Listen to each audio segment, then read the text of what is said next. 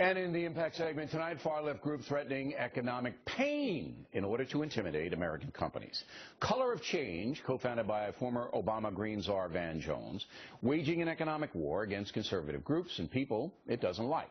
The latest is the McDonald's Corporation backing away from supporting a conservative group called the Legislative Exchange Council, which backs voter ID laws and stand your ground statutes. McDonald's was a member of ALEC, that's the acronym, last year, but says it made a business decision to sever ties last month under pressure from Color of Change. Joining us now from Washington, Laura Ingraham has been following the situation. You know, this crew has been around for a while, this Color of Change business. They attack Glenn Beck. They are very, very vicious in what they do. But I'm wondering if it crosses into the blackmail range.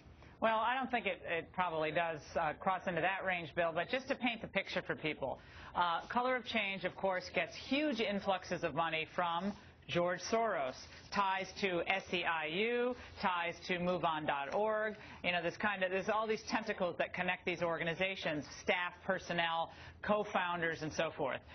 What they're designed to do is much what Media Matters is designed to do, this other group, is to basically shut down conservative speech. And look, they have a right to lobby companies.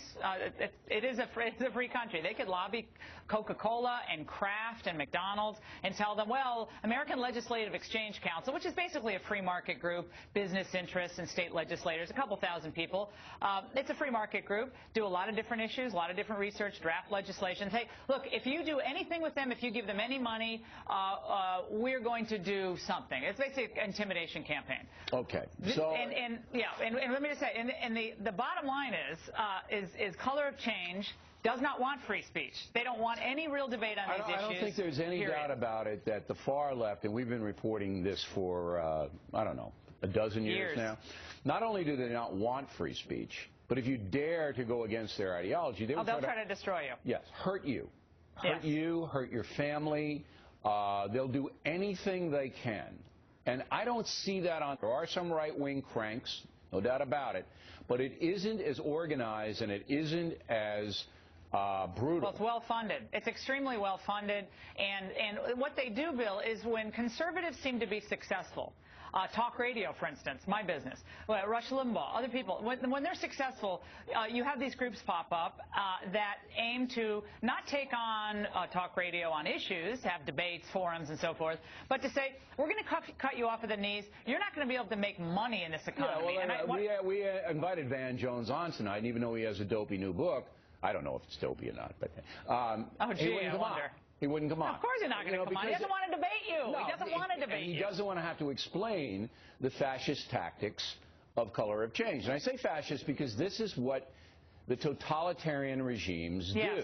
They basically say, you don't talk unless you agree with us. Well, and if you do, we will punish you. Varying degrees of punishment. Yeah, this is Scott James Rucker, the other co-founder of Color of Change, Van Jones. They're used to operating, Bill, in places like Manhattan and L.A. and San Francisco, Washington, college campuses, where they pretty much talk to other people who agree with them all the time. They don't really interact with people who disagree with them, and so they don't want to have the discussion at all. And what I would say to McDonald's and Kraft and all these companies is, look, I understand you have a shareholder a return of investment to be concerned about here, so, but you could be next. If Van Jones and his people have his way, I hope these corporations understand that capitalism is on the line. Capitalism may be no more. I think the folks should know, the reason I'm doing this segment with you tonight is that I want the folks to know that McDonald's, Kraft, Coca-Cola, Intuit, Wendy's, PepsiCo, Johnson & Johnson, no, those are the ones that pulled out. Here's the ones that stayed. Here's the ones that stayed. Johnson & Johnson stayed, Walmart stayed, AT&T, and State Farm.